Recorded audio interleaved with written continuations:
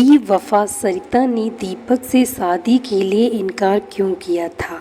दीपक और सरिता की शादी होना लगभग तय ही था कि सरिता ने अचानक से किसी और से शादी कर ली।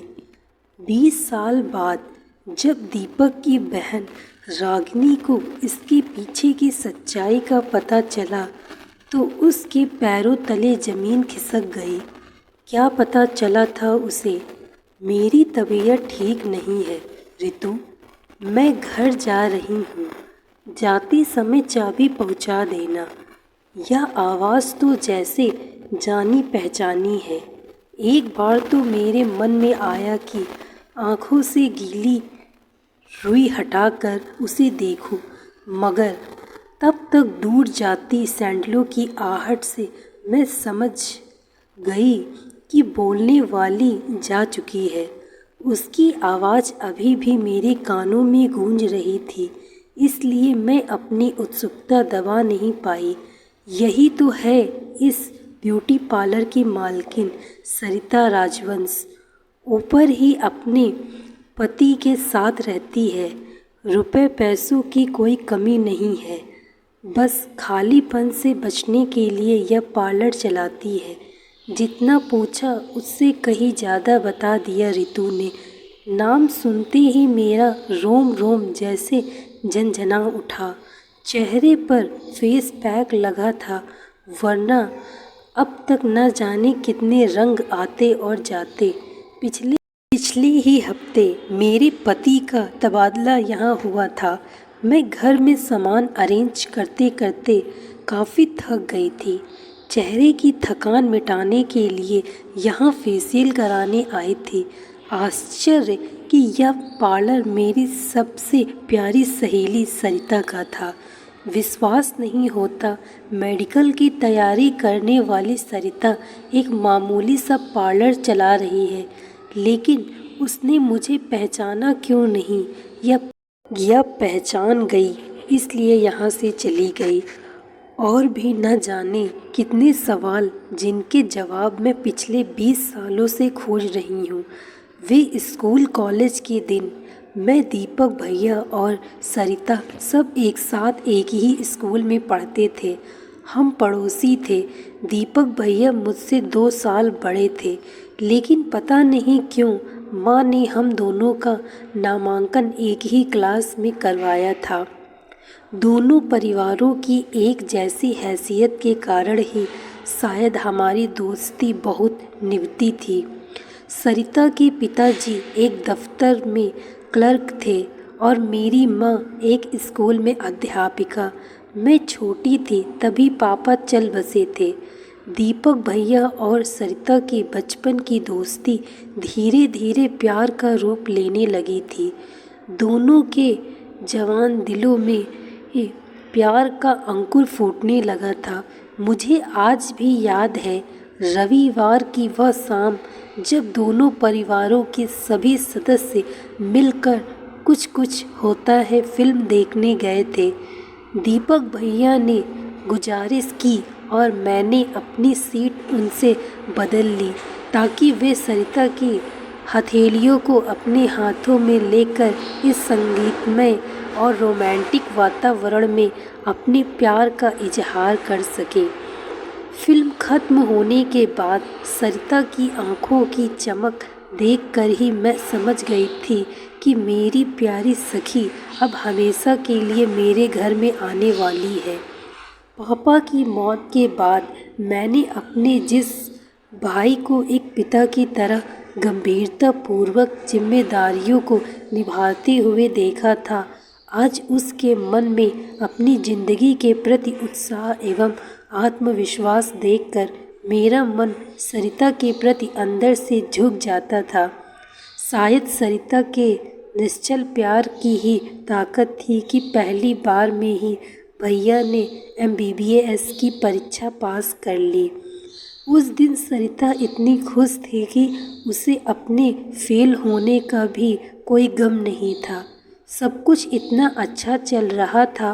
फिर अचानक एक दिन जब हम दोनों भाई बहन मौसी के घर गए हुए थे, और एक हफ्ते बाद लौटे तो पता चला कि सरिता ने दिल्ली के किसी अमीर आदमी से शादी कर ली है। उसके मम्मी पापा ने भी साफ साफ कुछ बताने से इनकार कर दिया। फिर तो जैसे दीपक भैया के सारे सपने रेत के घरौंदे की तरह सागर में एक सार हो गए। जिन लहरों से कभी उन्होंने बेपनाह मोहब्बत की थी, उन्हीं लहरों ने आज उन्हें गम के सागर में डुबो दिया। उस समय कितनी मुश्किल से मैंने खुद और भैया को संभाला था, यह मैं ही जानती हूँ। 700 हुए मैम। ऋतु की आवाज़ सुनकर मैं अतीत से वर्तमान में आ गई। 1 घंटे का फेशियल कब पूरा हो गया पता ही नहीं चला। मैंने पर्स से रुपए निकाल कर उसे दिए और फिर बाहर आ गई।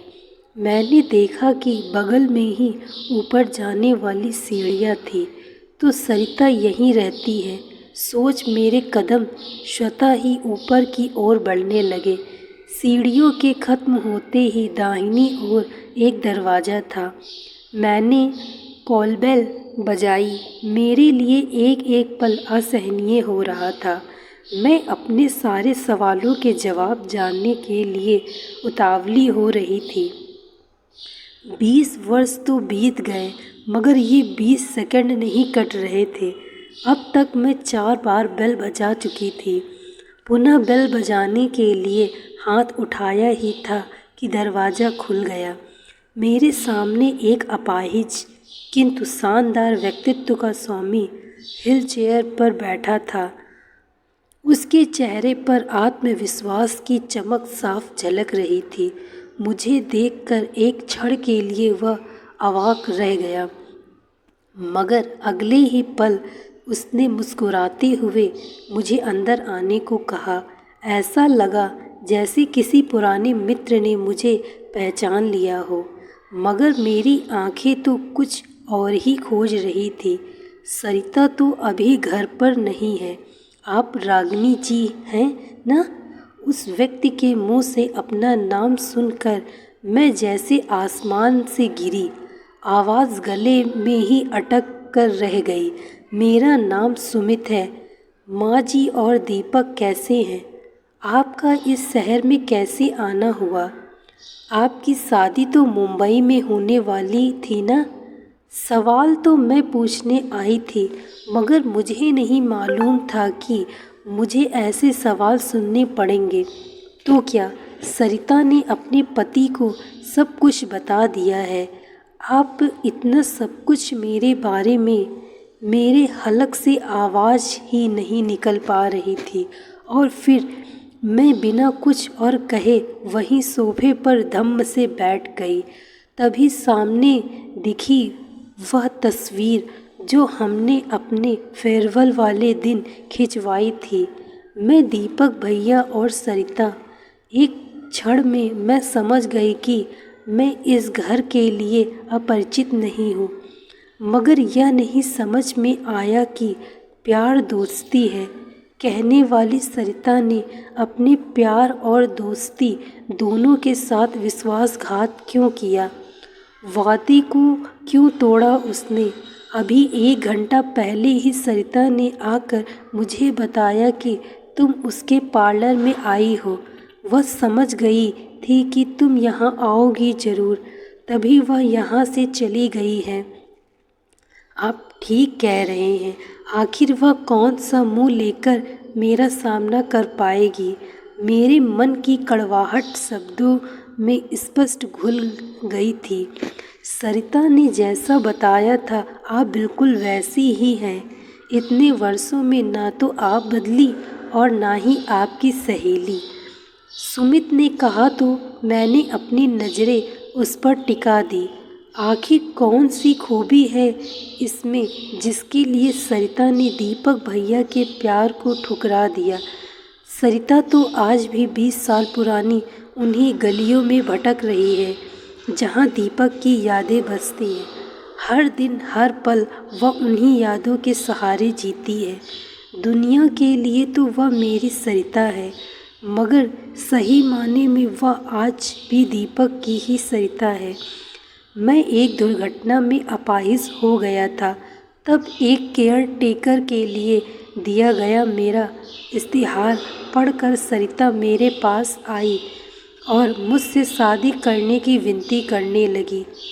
अंधा क्या चाहे, दो आंखें, बस मैंने हाँ कर दी। सच कहूँ तो सरिता जैसी केयर टेकर पाकर मैं धन्य हो गया। मेरे जीवन की खुशियाँ उसकी ही देन है। हमारे घर की खुशियों में आग लगाकर उसने आपके जीवन में रोशन की है। चमक तो होगी ही। पता नहीं क्यों मैं सीधे सीधे सरिता को बेवफा नहीं कह पा रही थी। आप थोड़ा रुकिए, मैं अभी आपकी गलतफहमी दूर किए देता हूँ, कहकर सुमित अंदर से एक डायरी ले आए। यह डायरी तो सरिता की है। भैया ने ही उसे उसके जन्मदिन पर उपहार स्वरूप दी थी। मैंने जैसे ही डायरी खोली, मेरी नज़र एक पत्र पर पड़ी। उसकी लिखावट बिल्कुल मेरी माँ की लिखावट से मिलती थी। अरे, यह तो सचमुच मेरी माँ का ही लिखा पत्र है, जो उन्होंने सरिता के लिए लिखा था आज से 20 साल पहले। सरिता बेटी, मैं जानती हूँ कि तुम दीपक से बेहद प्यार करती हो और रागिनी तुम्हारी प्यारी सहेली है।